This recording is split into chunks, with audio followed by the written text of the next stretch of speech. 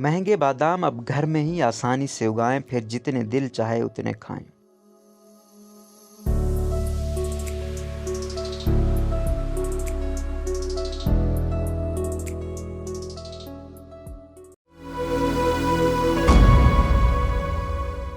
बादाम सेहत के लिए निहायत मुफीद होते हैं और जायके में भी मज़ेदार होते हैं और अमूमन सबको ही पसंद होते हैं। बादाम की कीमत ज़्यादा होने के बायस अक्सर लोग इसको खाने से महरूम हैं, लेकिन अगर बादाम का दरख्त घर में ही लगा लिया जाए तो आपको महंगे बादाम बाजार से खरीदने की ज़रूरत ही नहीं पड़ेगी। बादाम का दरख्त लगाना निहायत आसान है। बेशक इसमें चंद साल लग सकते हैं, लेकिन इसका आसान तरीका जिस पर आप अमल करें तो एक वक्त ऐसा आएगा कि आपको महंगे बादाम से छुटकारा मिल जाएगा और इसका इस्तेमाल आपको ग़िज़ाइयत के साथ साथ सेहत से मुतालिक बेशुमार फ़ायदे भी देगा। बादाम निहायत एहतियात से लगाए जाते हैं और ख़ास ख्याल रखना पड़ता है कि इसमें फफूंदी न लगे। इसको लगाने का कोई सीज़न नहीं होता, आप गर्मी सर्दी कभी भी लगा सकते हैं। थोड़ी एहतियात की ज़रूरत होती है। पहला मरला, पहले मरले में एक एयर टाइट कंटेनर लें और इसके अंदर अच्छे किस्म के चंद बादाम डालकर पानी में भिगो दें। सर्दी हो तो आप पानी 24 घंटे बाद पानी तब्दील करें और 48 घंटे के लिए इसको भिगो कर रखें, और गर्मियाँ हो तो इसका पानी हर 8 घंटे में तब्दील करें ताकि फफूंदी न लगे। दूसरा मरला, दूसरे मरले में पानी से बादाम निकाल लें और इस कंटेनर को खुश्क करके इसमें डबल टिश्यू पेपर बिछा लें और इसके ऊपर बादाम को रखें। फिर एक और टिश्यू पेपर लेकर इसको ढक दें।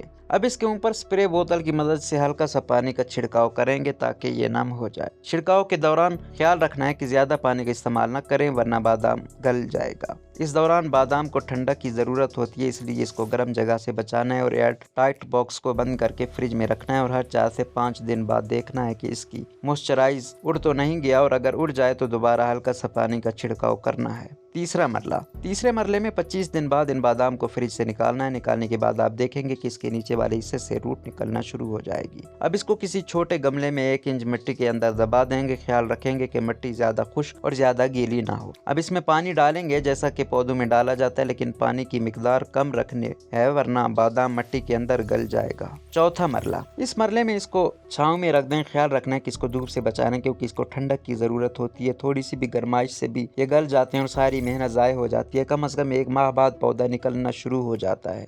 इस दौरान कभी भी इसमें ज़्यादा पानी नहीं डालना है और खुश्क रखना है। तकरीबन 1.5 से 2 माह बाद जब पौधा थोड़ा बड़ा हो जाए और आपको लगे कि ये बढ़ने के लायक हो गया और इसकी शाखें भी फैलने लगे तो इसका गमला तब्दील करके इसको बड़े गमले में शिफ्ट करें ताकि ये दरख्त की सूरत ले सके। रोज़नामा कुदरत की वीडियो देखने के लिए अभी YouTube चैनल पर सब्सक्राइब करें और बेल आइकन पर भी क्लिक करें।